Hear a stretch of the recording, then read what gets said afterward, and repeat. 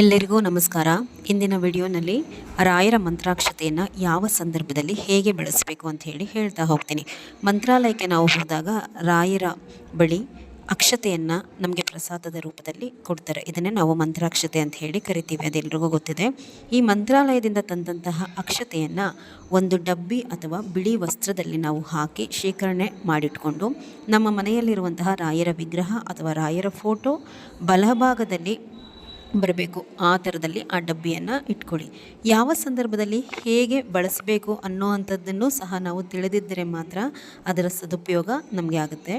ಈ ರಾಯರ ಮಂತ್ರಾಕ್ಷತೆಯನ್ನು ಮನೆಯಲ್ಲಿ ಯಾವುದೇ ಸದಸ್ಯರ ಹುಟ್ಟಿದಬ್ಬ ಅಂದರೆ ಬರ್ತ್ಡೇ, ವಾರ್ಷಿಕೋತ್ಸವ, ಆ್ಯನಿವರ್ಸರಿಗಳು ಇದ್ದಂತಹ ಸಂದರ್ಭದಲ್ಲಿ ಅಥವಾ ಯಾವುದೇ ವಿಶೇಷ ಸಂದರ್ಭಗಳು ಮನೆಯಲ್ಲಿ ಇದ್ದಂತಹ ಸಂದರ್ಭದಲ್ಲಿ ರಾಯರ ಎದುರಿಗೆ ತುಪ್ಪದ ದೀಪವನ್ನು ಹಚ್ಚಿ ಹೊಸ ಬಟ್ಟೆಯನ್ನು ಧರಿಸಿಕೊಂಡು 2 ಕಾಳು ಅಕ್ಷತೆಯನ್ನು ತಲೆಯ ಮೇಲೆ ಹಾಕಿಕೊಂಡಾಗ ಅವರಿಗೆ ಆಯುರಾರೋಗ್ಯ ಪ್ರಾಪ್ತಿಯಾಗುತ್ತದೆ.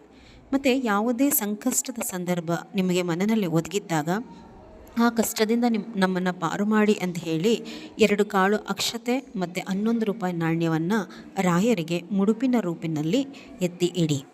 ಇದರಿಂದ ನಿಮ್ಮ ಕಷ್ಟ ಬಗೆಹರಿದ ಮೇಲೆ ಅದನ್ನು ಮಠಕ್ಕೆ ತೆಗೆದುಕೊಂಡು ಹೋಗಿ ಆ 11 ರೂಪಾಯಿ ಹಣವನ್ನು ಅಲ್ಲಿ ಹುಂಡಿಗೆ ಹಾಕಿಬಿಟ್ಟು ಅಕ್ಷತೆಯನ್ನು ಮನೆ ಮಂದಿ ಎಲ್ಲರೂ ಸಹ ತಲೆಯ ಮೇಲೆ ಧರಿಸ್ಕೊಳ್ಳಿ.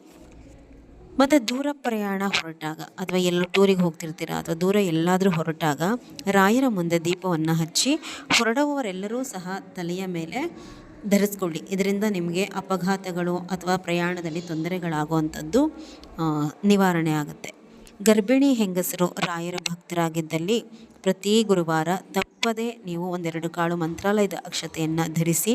ಇದರಿಂದ ನಿಮಗೆ ಸುಸೂತ್ರವಾಗಿ ಪ್ರಸವವಾಗಿ ಆರೋಗ್ಯವಂತ ಮಗು ಜನನ ಆಗುತ್ತೆ.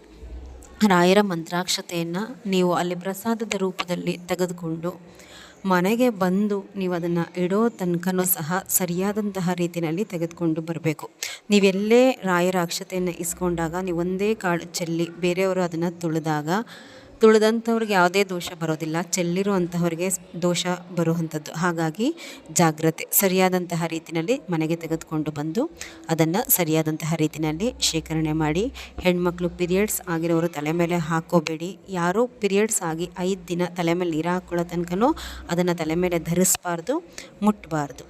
ನಮಸ್ಕಾರ. ಇಂದಿನ ಇನ್ಫಾರ್ಮೇಷನ್ ಇಷ್ಟ ಆಗಿದ್ದರೆ ಶೇರ್ ಮಾಡಿ. ನಿಮ್ಮ ಸಪೋರ್ಟ್ ಚಾನಲ್ ಮೇಲೆ ಹೀಗೆ ಇರಲಿ. ಯಾರೆಲ್ಲ ಸಬ್ಸ್ಕ್ರೈಬ್ ಮಾಡ್ಕೊಳ್ದಲೇ ವಿಡಿಯೋ ನೋಡ್ತಾ ಇದ್ದೀರಾ, ಸಬ್ಸ್ಕ್ರೈಬ್ ಮಾಡ್ಕೊಳ್ಳಿ. ನಮಸ್ಕಾರ.